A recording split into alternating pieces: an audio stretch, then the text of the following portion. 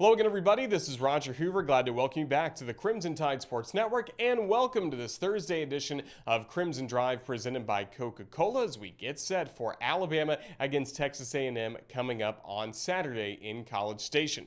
As we start Crimson Drive, we always start with our headlines that are presented by RJ Young. They've provided us with this smart board to use, so we'll go through the headlines coming up for today's show. And don't forget, RJ Young is the official technology solutions provider of Crimson Drive. First of all, on the show today, as we get ready for Alabama and Texas A&M, Coach Saban met with the media for the final time this week on Wednesday night. We'll have Coach's Checklist. We'll also have a Hey Coach preview with Eli Gold, as of course tonight, 6:30 at Baumhower's Victory Grill in Tuscaloosa. It'll be Hey Coach and the Nick Saban Show, so we'll talk all about that with Eli coming up. And then we will talk about Texas A&M really for the rest of the show, as we'll first of all be joined by Andrew Monaco, the voice of the Aggies on radio. He'll be with us for the other booth. And then this week on Writers Row, we'll be talking with Sam Conn Jr. from The Athletic. He's got an interesting beat. He covers all of the college football teams in the state of Texas for The Athletic, so he has a good idea of what's going on with the Aggies, the Longhorns, TCU Horned Frogs, SMU Mustangs. He covers it all for The Athletic, so really good perspective on not only what Texas A&M is doing this season, but also some Alabama success recruiting in the state of Texas. Taking a look at some other headlines, starting with Crimson Tide football team. Of course, we're gearing up for Saturday's 7 o'clock kickoff against Texas A&M. Our radio coverage here on the network will start at 4 o'clock. Coach Saban looking to continue to have this great streak go against former assistant coaches. He's 24-0, picked up a 24th win last week against Lane Kiffin, Jimbo Fisher. Now the opponent this week was previously on Coach Saban's staff at LSU. Alabama has looked really good in the series against Texas A&M, winning 8 straight since A&M got that victory in 2012. No losses since then for Alabama. So far, Texas A&M 3-2 on the year. Started strong with 3-0, but they had an injury to their quarterback, Haynes King. Zach Calzada has taken over at quarterback, and a couple of tough weeks. Losses to Arkansas, that was at Jerry World in Dallas, and then Mississippi State last week at Kyle Field under the lights. So that was a huge loss for Texas A&M, so that's why we wanted to visit with Andrew Monaco, Sam Conn coming up in a bit, kind of get their reading on the temperature of Texas A&M fans after a couple of losses. Getting closer to basketball, men's basketball team had some exciting news this week. First of all, Tide tip-off with the women's basketball team set for October 21st at Foster Auditorium.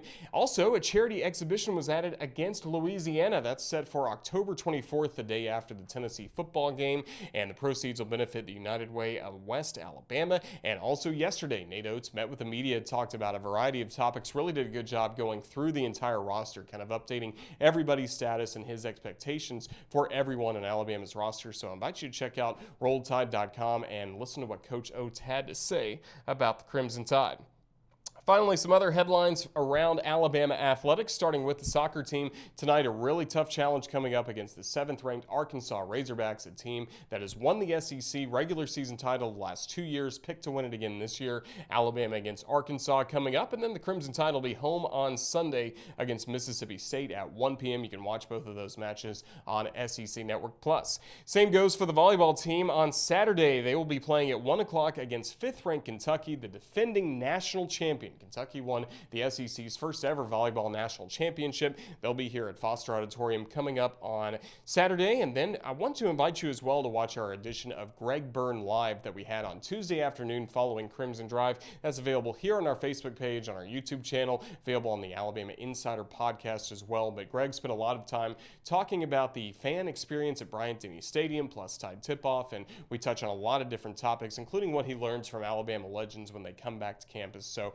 fascinating conversation with Greg Byrne, something we do each and every month with the Director of Athletics for the University of Alabama, Greg Byrne. But coming up today on the show, we will start with the head coach of the Crimson Tide, Nick Saban, as he met with the media last night, giving his final thoughts of the week as we get ready for Alabama against Texas A&M. Here is Coach's Checklist from Wednesday.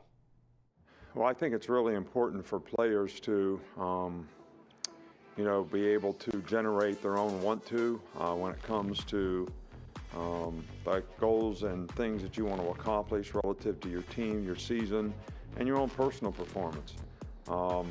And I think you got to sustain that every day. And I know that's difficult, but that's something that's a challenge to each and every one of the players on our team. It doesn't always have to be because somebody disrespects you from the other side or you get motivated for some external reason. It really should be all about internally, what you want to accomplish, what you want to do. Everybody's got to respect winning, what it takes to win, the kind of preparation, the kind of work ethic and practice, the kind of habits you got to create so that you have, an opportunity to do that. I think this is, one of the best teams we played all year from a personnel standpoint. They just had some tough breaks. Probably, the best team in the SEC last year. Could have been in the playoffs, and they got 15 starters back. So I think we need to have great respect for what we're going to have to do to have success against this team in this game. Well, Chris Owens is a very bright guy. He's got a great IQ personally. He's a great student. He's up for one of the finalists for the Campbell Award, which is one of the most prestigious awards that any player can be honored to be a finalist for. And it carries over on the football field. He's very instinctive. He understands what we're trying to do. He's got lots of experience. And I think it helps him dramatically, to be able to anticipate what's going to happen and be able to maximize his performance on the field. Roy Dell's played a lot against Southern Miss, gained 100 yards. Roy Dell is a good back. He's got good explosion. He can run behind his pads. He's tough. He's got speed and burst. He's a good receiver. So we have a lot of confidence. Now, other than the Southern Miss game, he's carried the ball a few times other than that, but he got some good experience in that game. So hopefully that'll help his confidence, and he'll be ready to take on a bigger role now with the offense. And we're confident that he's very capable of doing that. That was Coach's Checklist from Wednesday as Coach Saban met with the media last night. And tonight here on the Crimson Tide Sports Network, he'll be meeting with Lauren Sisler of AL.com and ESPN as our special media guest. And, of course, Eli Gold, the host of Hey Coach and the Nick Saban Show. It gets going tonight at 6:30 from Baumhauer's Victory Grill in Tuscaloosa. And as we do each and every Thursday here on Crimson Drive, we get a full preview of Hey Coach, just plus some thoughts on Alabama football as well from the voice of the Crimson Tide. Eli, it's already week 6 of the college football season. How's everything going for you? It's going well. The older Tom Stipe gets, the quicker the years go by. So it's flying right by. Tom's getting older, and the season's flying right by. But yeah, it's going to be an interesting ball game this weekend. I think everybody. The team left a pretty good calling card last week to show the nation what they can do. And now it's on to College Station, where the Aggies obviously began the year nationally ranked, but have since dropped out of the top 25. But that doesn't mean a thing. It's still going to be a tough venue and a tough assignment come Saturday. And let's start with looking back at the Ole Miss game. I think we knew the offense would play well, score their points. But how about the Alabama defense, especially in the first half, setting the tone for the game? Well, that's what they had to do. And, making that after a couple of fourth down conversions and stopping the Rebels on the goal line. I think a lot of us expected that the Tide would win. I expected that. I don't know if I expected the game to go the way it did. The defense was outstanding, and quite honestly, and the next play I call as a coach will be my first. So I have no right to second guess. But with that said, I thought there were some questionable decisions on the part of the Ole Miss Rebels, going for it on fourth down deep in their territory. And, the Tide played well, took advantage, scored another touchdown. So, it was a great performance all around. I thought everybody did quite well. And, of course, I understand Brian Robinson just scored another touchdown about 2 minutes ago somewhere. So he's doing well. So, it was a solid overall performance.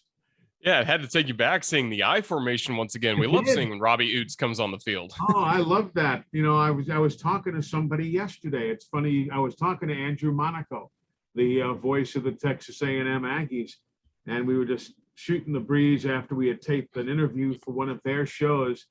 And I said, it was so cool. I said, I'm saying the quarterback's under center, backs are stacked in the I. I said it was like a throwback to the old days. So it really was. Now, of course, as Coach Saban has said, don't expect to see that on a regular basis, and I understand, but that was the way to do it. One of the great ways, number one, you want to play great defense to stop Ole Miss. The other surefire way to stop their offense is to keep it on the bench. And that's why Alabama ran the ball,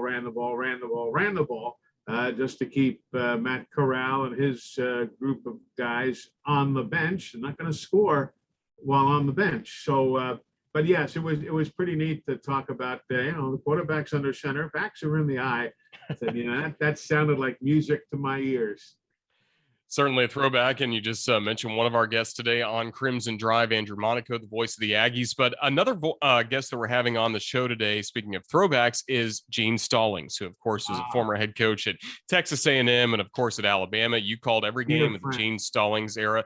Talk to us about your friendship that you had with him all throughout some great moments in Crimson Tide history. What a wonderful human being. A great, he's like everybody's grandfather, He still wanted to win, don't get me wrong. But he was like everybody's grandfather. And, just sitting around shooting the breeze with him, with Ruth Ann, with the late John Mark, his son. John Mark was a wonderful young man. You'd walk in. Gene and I always used to tape our coach's pregame show on Friday nights in the hotel somewhere, whether we were at home or on the road. We were in the hotel. And myself and my wife, Claudette, would walk into his hotel room, and there's Ruth Ann. They were the girls, all of the Stalling clan, and John Mark came making a beeline to you and threw his arms around you, and he said, "Eli Gold," that's what he called me. He goes, "Eli Gold, I love you." I mean, it was just wonderful, and the coach was different. He was a different approach. Neither one is right or wrong, because both men have won national championships, but his approach is totally different than that of Nick Saban. Nick Saban, you don't bother him on Friday night. He's got his stuff to do. Coach Stallings and I, we would sit around in his hotel room for 3 hours. I mean, literally, and talk about everything and anything. And for about 15 minutes, we'd turn on the tape recorder, which we used in those days, a regular, real old tape recorder, and we would tape the pregame show. And then we would just go back to talking family. And again, my wife and daughter and their kids, everybody. Well, let me tell you this story about Gene Stallings and myself. We're in Columbus, Mississippi. The Tide's playing in Starkville the next day. And the week prior, somehow he and I got into a conversation about, we were both building homes at the time. This is 1990, 91. And he said, what you need to do is bring your blueprints next week. Let's look at each other's blueprints. And again, that's what we did. We spent all these hours together on Friday night just shooting the breeze. So the following week, we're in Columbus, and we're in his suite, and we lay out on the floor all of our respective blueprints. Now, his house, of course, looked like the Marriott. My house looked like a little house out back. But nevertheless, we were down on our hands and knees Friday night, going through our blueprints, and he'd say, "Now watch this right here." I said, "Well, Coach, that's one of our 2 walk-in closets in the bedroom." I said, "I've got one, and Claudette has one." He goes, "Well, now, when you're gone so much, and if somebody breaks into the house, she needs to run into that closet. Make sure it's a sturdy door. Make sure you got electric outlets in there so she can plug in her telephone and whatever else she might need. That's very important. Make sure your guy does that." And I did. I circled the blueprint. I wrote ELEC for electric, and took it back. And we now have a very sturdy door on both of the walk-in closets with electricity for her to plug in, God forbid it's needed, her cell phone if she has to call somebody. But that's what he was like. He was like everybody's grandfather. And we would sit around, like I said, we would tell stories, we would talk, we would discuss everything and anything. And all the while, oftentimes, John Mark would be sitting between him and I, and he'd have his hands on both of our thighs, on our knees, just kind of holding tight. And it was very, very special time. And of course, the man won a national title, loves defensive football and so on and so forth. And we had great coaches call-in shows like, tonight we do, Hey Coach. Well, in those days, it was called Tide Talk. That was the name of the show. It was Tide Talk. But then we realized when we went to the phones, Billy from Mobile, how are you? And the first thing they would always say is, hey, Coach, how you doing? Hey, Coach, how you doing? Hey, Coach. Hey. And we realized that Hey Coach was a pretty good name for a talk show. So Tide Talk became Hey Coach. And then, of course, the second portion of the show is the Nick Saban show. But so I've given you all sorts of information to a question that you barely asked, but I'm glad to participate. Oh, we love hearing about those days, and talking with Coach Stallings this week was great, getting his thoughts on the Aggies and the Crimson Tide. And I know you're excited for, again, Hey Coach coming up and the Nick Saban show tonight at Baumhauer's Victory Grill. We always look forward to it on Thursday nights. Always a lot of fun. And then, of course, first thing tomorrow morning, it's on to the airport and fly to Houston and head to College Station. Have a couple of nice meals out there. That's one thing. Everybody's going to say howdy to you. You'll be howdied to death, which is wonderful. They're very, very, their fan base is great. And their beef brisket is magnificent at so many restaurants there. So I may come back weighing 250 pounds. Oh, wait, never mind. But it's going to be a lot of fun this weekend. And hopefully the Tide can pull out the W. Certainly hope so. Well, Eli, just thank you so much for joining us, giving some memories of Coach Stallings and looking ahead to Alabama against Texas A&M. Just safe travels to Aggie land, and we look forward to listening to Hey Coach and the Nick Saban show tonight. Roll Tide. Roll Tide. Talk to you this evening. We always enjoy catching up with Eli Gold, especially hearing him do his Gene Stallings impression. Just so spot on. Great memories of Coach Stallings. And if you missed it on Tuesday's Crimson Drive, we did have a great conversation with Texas A&M and Alabama legend Gene Stallings. It's also available on our Alabama Insider podcast, available on all podcast platforms. We go from the voice of the Crimson Tide, someone you listen to each and every Saturday, to probably somebody you don't hear too often from, and that is Andrew Monaco, because he's the voice of Texas A&M, but he's now in his fourth season as the voice of the Aggies, and he'll give us a full scouting report on Texas A&M football as it's time for this week's edition of The Other Booth, again featuring Andrew Monaco of Texas. I guess we could say howdy, Andrew. How's everything going? Howdy, Roger. Doing just great. Looking forward to turn some things around, but if you want to do that, maybe the Crimson Tide not the best team to have to do it against. Well, Jimbo Fisher's team 3-2, started 3-0, and then losses the last two times out. What's the biggest difference between the Aggies and the wins you've seen and the losses? Execution has really been the difference. Starting with Kent State, it's funny, when the schedule came out, everybody circled October 9th. And if they know Jimbo Fisher, they know that there's way too much time between the end of fall camp and October 9th. And Jimbo's a big put it on film guy. And that's what would happen against Kent State. Haynes King was the quarterback then. And then on the second series at Colorado, week number 2, the game played in Denver, Haynes goes out with the broken ankle. Zach Calzada comes in. Really struggled. But what you saw was his defense step up in that win over the Buffaloes, basically saying to the offense, look, you get us one score, we'll take care of the rest. That's what happened. Zach grew up in that game, made the throw to Isaiah Spiller. Gets his first start against New Mexico, and there's the 3-0 start. Then the test got tougher against Arkansas. 17-0 is where Arkansas has the lead, playing from behind. Arkansas snaps a couple of streaks. First win since 2011 in that Southwest Classic. First loss in 11 games for Texas A&M. The last one had been in Tuscaloosa against Alabama. And then to follow it up against Mississippi State, what is happening with this team, the loss to the Bulldogs, again, playing from behind. Mississippi State played a great road game. Will Rogers was outstanding. The defense stiffened, but again, it was late, not in the beginning. And the offense, field goals instead of touchdowns in the red zone. And mistakes that are happening, and Jimbo has said this, the mistakes that happen, it's not one person. It seems to be a different person each time. And you know the timeliness of those mistakes. Will it be an illegal block that stops a long punt return? But you got to cash in the red zone. You got to convert on third down. It's funny. Both these coaches on Saturday, I think, are very similar along the lines of do the ordinary things, do them very well. I do not want to discount the spectacular athleticism and the talent that Alabama has, but it still comes down, that's what you preach.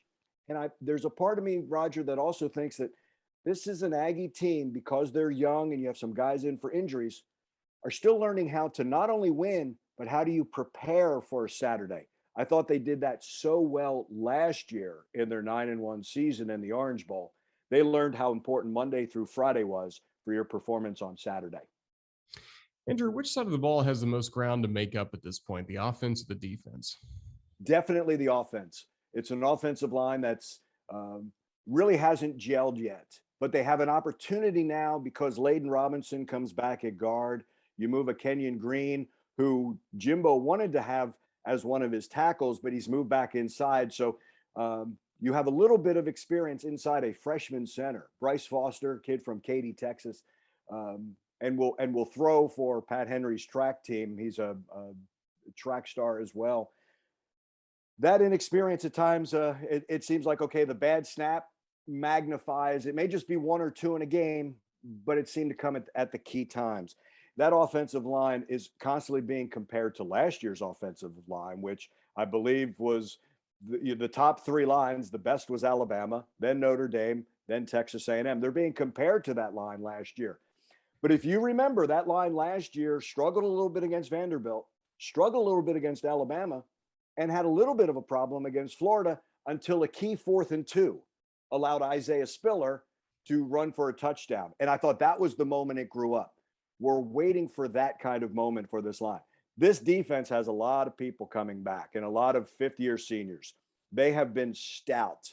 Now they also need to live up to that reputation. I think it's the defense that has to catch up more than, I think it's the offense that has to catch up more than the defense.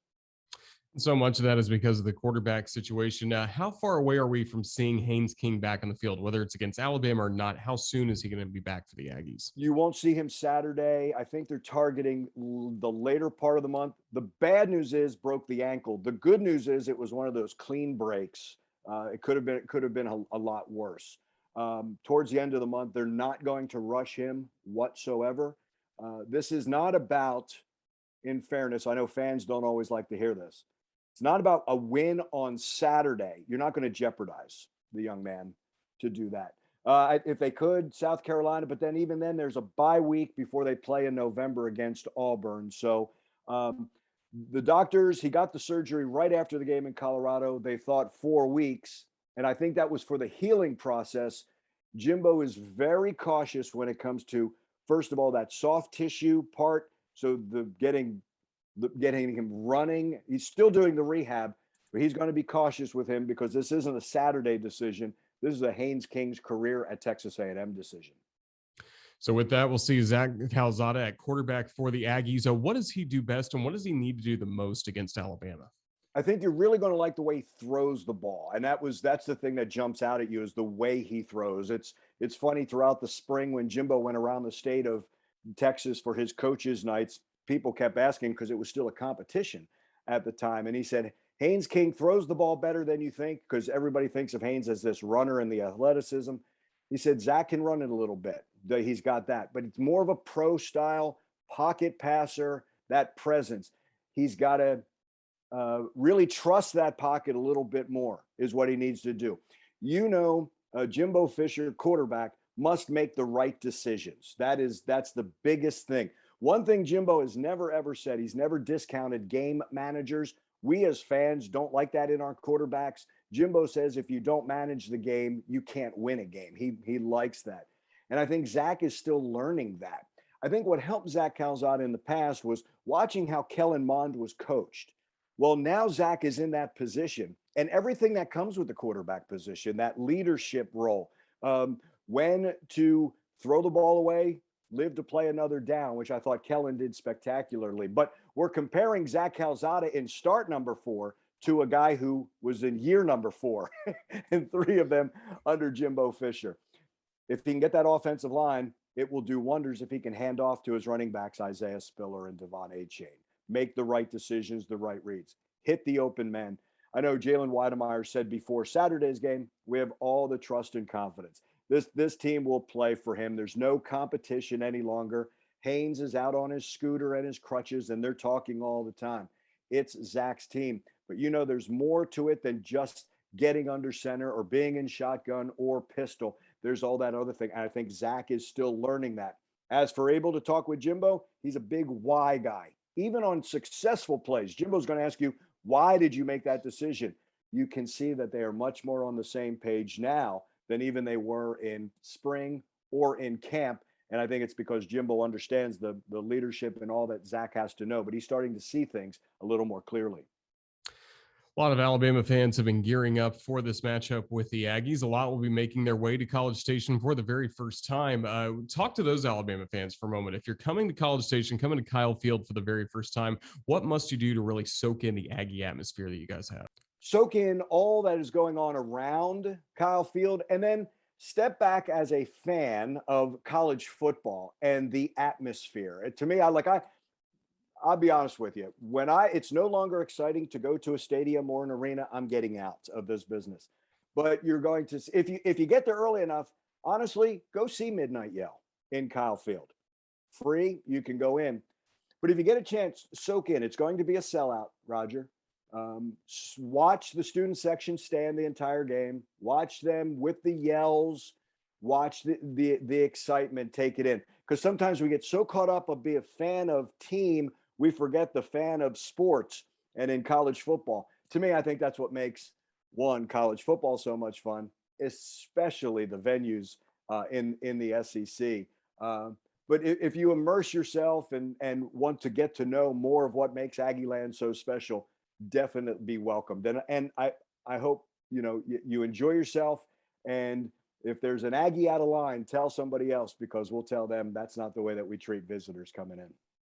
That's outstanding. I enjoyed my trip there a couple of years ago, and we're looking forward to Alabama being back in College Station to take on Texas A&M. Andrew, just thank you for joining us, giving us some insights on the Aggies, and hope for all the best for you moving forward. Thank you. Thanks, and gig 'em. Andrew Monaco, the voice of Texas A&M. We thank him for joining us on the other booth, our detailed scouting report on Texas A&M football. And now it's time for our Writers Row conversation with Sam Kahn Jr. Typically, we always talk with a beat writer that's covering Alabama, but today we wanted to talk to Sam because it's really interesting. His position, he does cover Texas A&M, yes, so we'll get some thoughts on the Aggies from him, but he also covers just the state of Texas and all the different colleges within the state of Texas for the athletics college football coverage. So he was the perfect person to really talk to put Texas A&M's season in context, plus take a look at what Alabama has done recently in the state of Texas. So I think you'll enjoy this Writers Row conversation with Sam Kahn Jr. Sam, first of all, it's great to see you. How is everything going in the Lone Star State this football season? Good, busy, lots of stuff going on. Obviously, as you guys know, Texas A&M has struggled the last couple of weeks. Texas got hit in the mouth by Arkansas in week 2, but they've surged of late, and lots of interesting stuff. Of course, things are changing as Texas and Oklahoma change conferences in 2025 or sooner, but that has left an impact on the state. So it's been a really compelling, interesting year so far in 2021. Let's talk about the Aggies for a little bit. 3 wins to start the year, and even struggled a bit with Colorado, and then we've seen 2 losses. Just what have you made of Jimbo Fisher's team so far this year?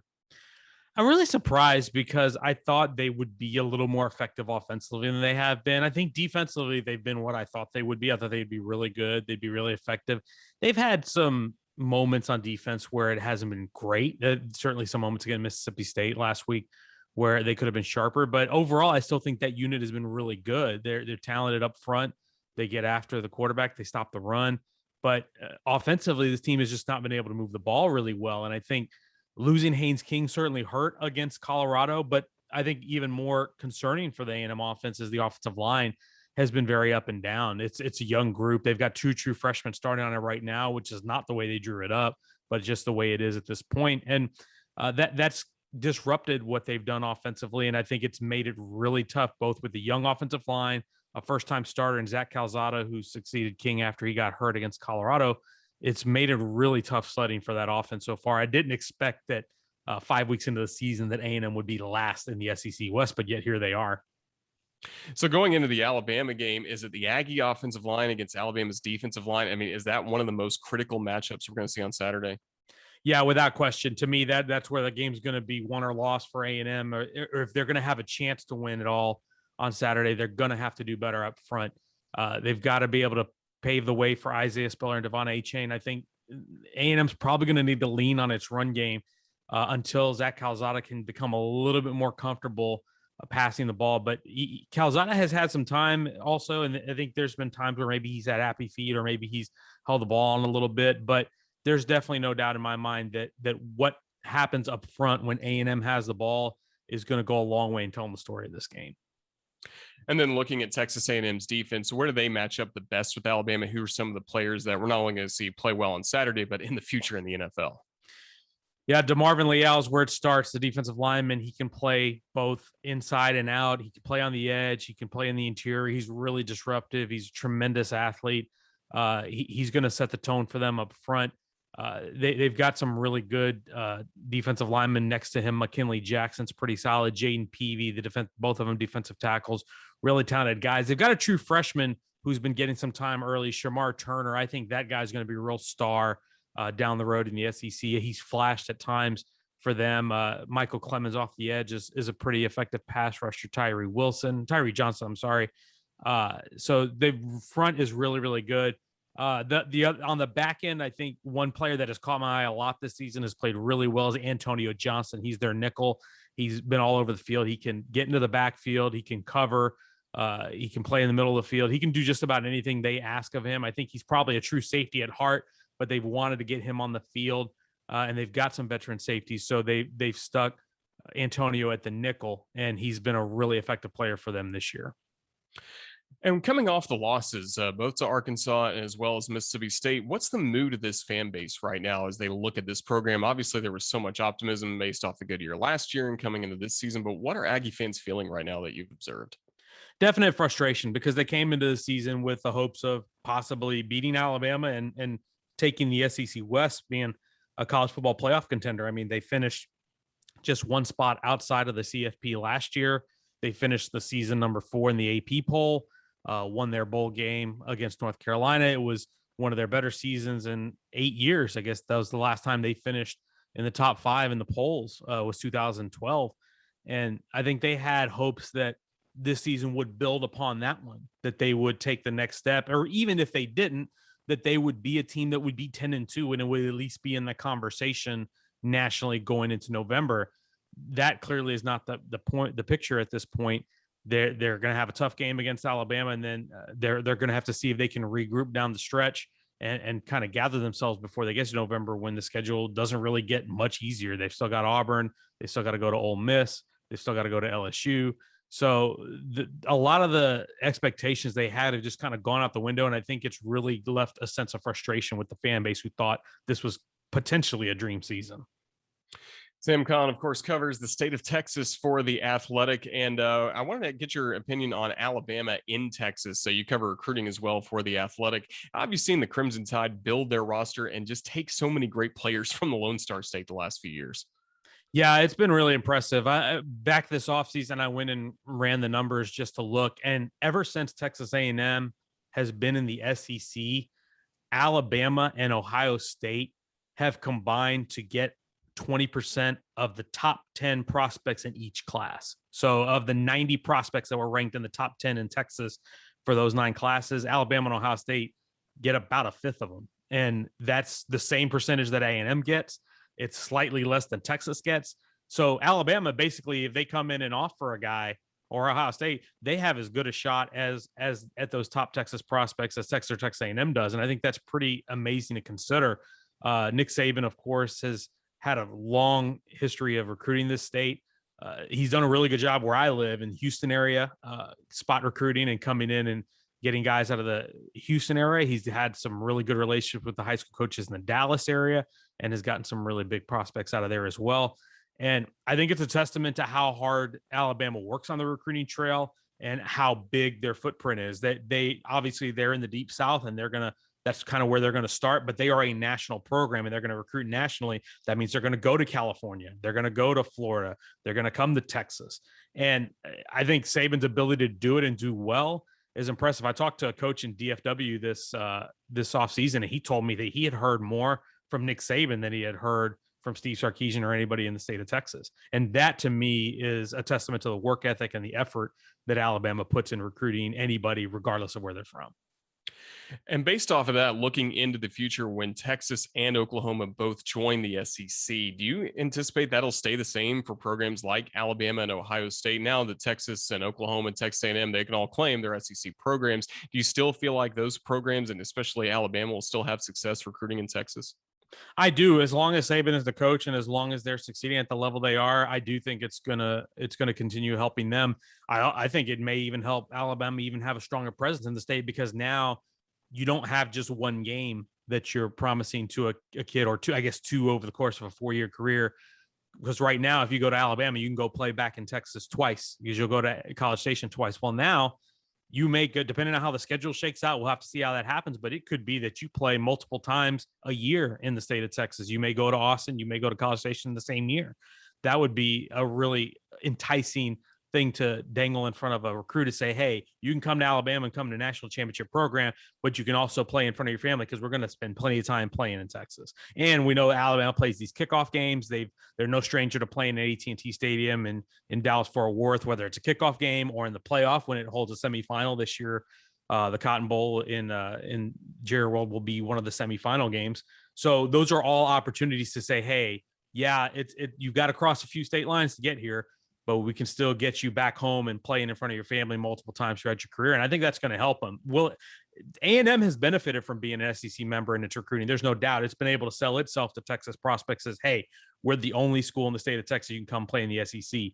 Texas will eat into that a little bit. I think it will help Texas recruiting as well. But ultimately, I think the wins on the field and the success that's had in the fall is going to end up playing the biggest role in how they do in the recruiting trail. Of course, today we're talking about Alabama against Texas A&M, but in your job for The Athletic, you get to cover, again, all the schools that are in Texas. And it seems like you've had a lot of compelling storylines this year, even beyond some of the Power 5 programs. You look at what SMU's been able to do. There's always interest in Houston. I mean, this has been a pretty compelling fall so far for you. Yeah, it has been. Houston had that game started off against Texas Tech where they fell, but now they've won 4 in a row. They've got that Thursday nighter coming up against Tulane. That'll be interesting. SMU right now is one of the best teams in Texas. They're 5-0. They beat TCU very convincingly. As a matter of fact, they didn't give up any sacks. They ran for 350 yards in that game. TCU's a team that I thought was going to be better than they have been. They've dropped a couple in a row and they've struggled a little bit. But yeah, it's been compelling. And then of course we've got the realignment stuff. Houston's going to go into the Big 12 in a couple of years, which certainly changes the landscape a little bit in this state as Texas and Texas A&M move out. Houston comes in, is joining some of its old Southwest Conference rivals with Texas Tech, TCU, and Baylor. And we mentioned Baylor. Baylor's been off to a good start as well. They had their first loss last week against Oklahoma State, but they've been off to a great start under Dave Aranda, 4-1 in year 2 for him. And I think he's really doing a good job getting that program back to where it was in recent years under Matt Rule. So lots of interesting stuff going on in this state. It's been a really compelling start to the year so far. Log on to The Athletic to read all of Sam's work covering the Lone Star State in college football. And Sam, just thank you for taking some time with us here on the Crimson Tide Sports Network to get some thoughts on Alabama and Texas A&M. Best of luck to you. Look forward to visiting with you again down the road. Thank you. No problem. Thanks for having me. Some great perspective from Sam Kahn Jr. of The Athletic on this Saturday's matchup, Alabama against Texas A&M. This is going to wrap up this edition of Crimson Drive presented by Coca-Cola. But before we go, we want to check out what else is coming up here on the Crimson Tide Sports Network, starting with tonight as we take a look at our weekend schedule. First of all, we will have Hey Coach and the Nick Saban Show starting at 6:30 p.m. live from Baumhower's Victory Grill. It'll be streaming live on our Facebook, YouTube pages as well, along with Alabama Athletics and on RolledTide.com, and of course available to listen to across the state amongst our radio affiliates. So check out Hey Coach and the Nick Saban Show with Eli Gold hosting that. Then Saturday, our coverage starts at 4 o'clock, kickoff at 7 o'clock as we begin our coverage of Alabama against Texas A&M. So we invite you to join us on the radio as well as on our Facebook page for the booth cam presented by Royal Furniture. Make sure you watch Eli, John Parker Wilson, Rashad, and Chris call the ball game from Texas. Also on Sunday, make sure you watch the Nick Saban television show. You can check your local affiliate around the state. It'll also be be available on demand on RolledTide.com, as Chris Stewart is joined by the head coach of the Crimson Tide, Nick Saban, to break down the Texas A&M game, plus look ahead to next week against Mississippi State. And on Monday, we'll have Crimson Tide Rewind at 6 p.m. from Baumhower's Victory Grill in Vestavia Hills, as Eli Gold and Corey Reamer will break down the Texas A&M game, and again, look ahead to what's coming up, Alabama against Mississippi State. But this week, it's Alabama making the trip to College Station to face the Texas A&M Aggies, and we'd like to say a big thank you to the voice of the Aggies, Andrew Monaco, for joining us, as well as Sam Kahn Jr. of The Athletic, and of course, Eli Gold joining us for a preview of Hey Coach and the Nick Saban Show coming up tonight at Baumhower's. Thanks as well to our producer, Ethan Carabin, for putting this show together, and thanks to all of you for watching, as we are now in week 6 of the college football season. Alabama trying to improve to 6-0 with Saturday's game against Texas A&M. For everybody with the Crimson Tide Sports Network, this is Roger Hoover saying thank you for watching to this edition of Crimson Drive presented by Coca-Cola. Now let's get ready for football between Alabama and Texas A&M. Roll Tide, everyone.